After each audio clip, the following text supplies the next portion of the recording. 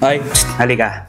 Pag nasubukan mo tong fried chicken na to, sinisigurado ko sa'yo, hindi ka na bibili sa labas. Ito na ang lagi mong lulutuin. Let's go!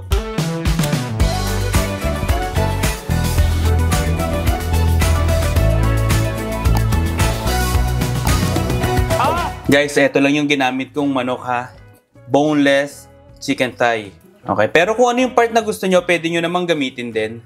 Buhay nyo naman yan eh. I-marinate lang natin to.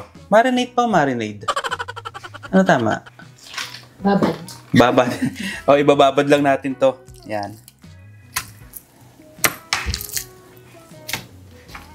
Ito lang yung ginagamit kong pambabad, guys. Fish sauce. Yung exact measurements nga pala nito, ilalagay ko sa description. Half ng lemon.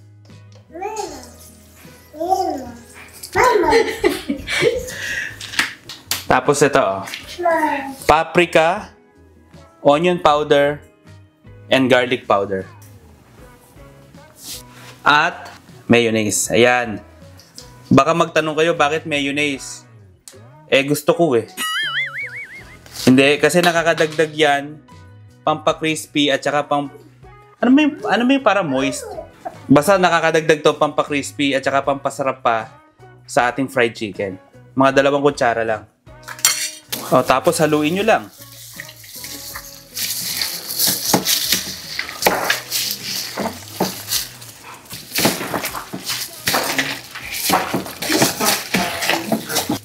Make sure nyo lang na dapat balot na yung manok nyo or yung chicken thigh sa coating.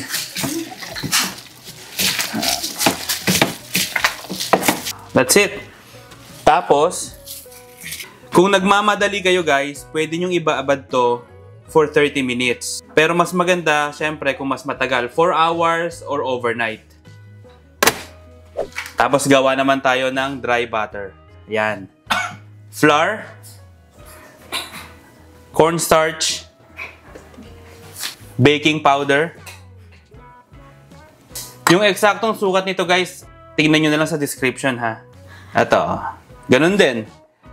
Paprika, nalilito. Abi, ano ba tama? Paprika, onion powder, and garlic powder. Tapos, ground black pepper. At i-mix nyo lang.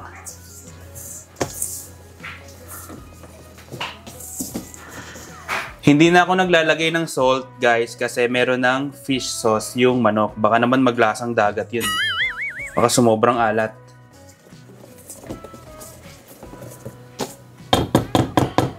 That's it. Tingnan nyo to ha.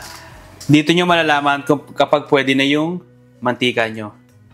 Ayun no. Kapag nag-bubbles na. Ibig sabihin yan, pwede na yung mantika. Naka-medium heat lang ako dito guys ha. Tapos, yan, i-coat nyo lang to maigi.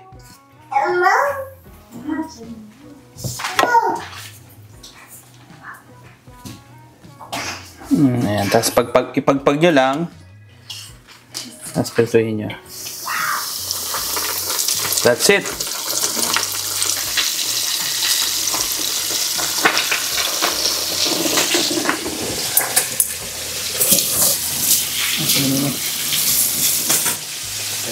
So after mga 3 to 4 minutes, pwede na natin itong baliktarin. Yan.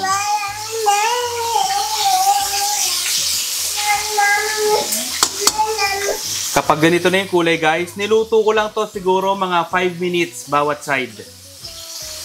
Ayan o, tingnan nyo naman o. Napakaganda ng kulay o. Pwede na to o.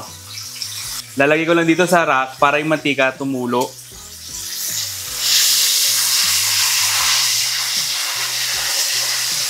Yan. Tapos ulitin lang natin yung process.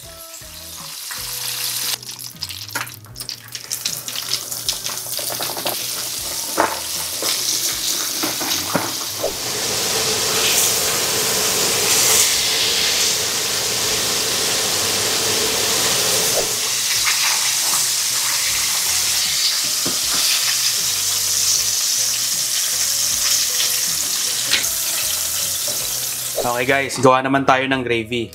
Unsalted butter. Yan, ganito kadami.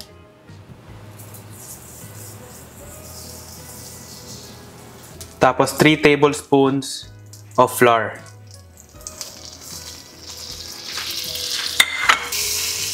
Naka-medium heat lang ako dito guys ha. Haluin nyo lang ito maigi.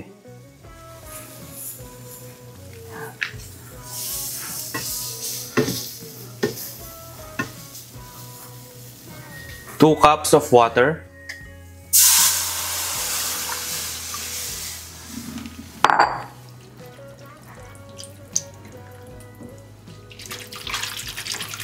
Haluin nyo lang maigi.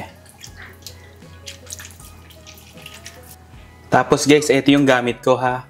Kung wala kayong ganito, pwede namang beef stock or yung beef cube, beef bouillon. Ito lang yung gusto ko kasi mas masarap siya. Isang kutsarita lang.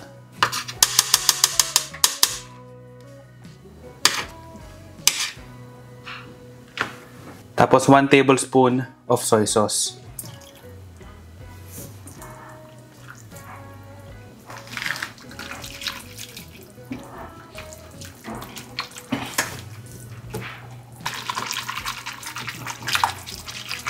Ground black pepper guys. Yan nyo rin. Tapos ito optional lang. Ito okay na to.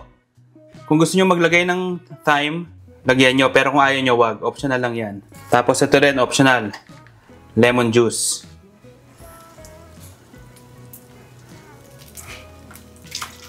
Haluin nyo lang hanggang sa lumapot.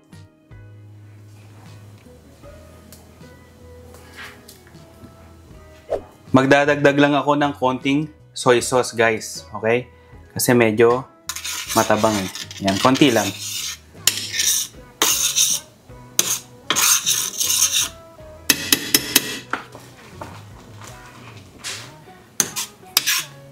Kapag nakuha nyo na yung gusto nyong consistency, pwede na yon. Ito para sa akin okay na to kasi lalapot pa to mamaya. Okay, that's it.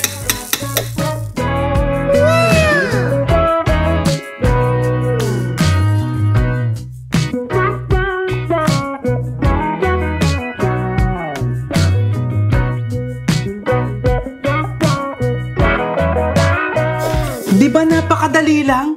Walang kahirap-hirap. Bakit ka pa bibili sa labas? Ganun lang kasimple gumawa ng Kanto style fried chicken. Promise guys, ibang level lang sarap to. Tingnan nyo. Tingnan natin ha. Ito. Tapos yung homemade na gravy. Oh my God.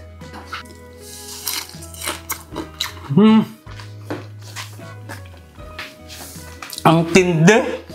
Grabe naman to. Ang sarap. Alam nyo, i-double dip ko na kasi ako lang din naman ang kakain nito. Alam nyo, tamang-tama to sa mga handaan. Hindi kayo mapapahiya. Plus, etong gravy ko, subukan nyo rin.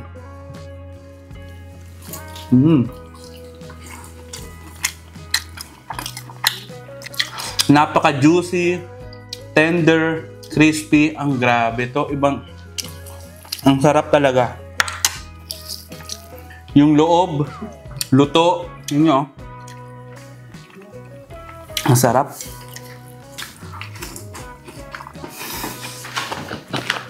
Tamang-tama to kung may anak ka. Patok na patok to sa mga bata. At ang maganda pa rito, hindi ka nalalabas. Sa bahay nila pwede mo nang lutuin. Bakit ka pa bibili sa Jollibee? Napakamahal ang Jollibee. Yung manok nila, sobra ng mahal. Ang liit pa. Ha? Gawin mo na lang sa bahay to. Murang-mura na at sigurado ko sa'yo, mas masarap pa kaysa sa Jollibee. Oh, kung nagustuhan nyo tong video na to, i-like nyo na, mag-comment na rin kayo ha. Tapos, syempre, mag-subscribe na kayo. Basta lagi nyong tatandaan, guys. Ito, lagi nyong tatandaan to ha. Ang luto, mas masarap yan kapag pachamba-chamba lang. Kita-kita tayo next week. Paano? Oy, kalimutan ko. Ayos. Sudah kali.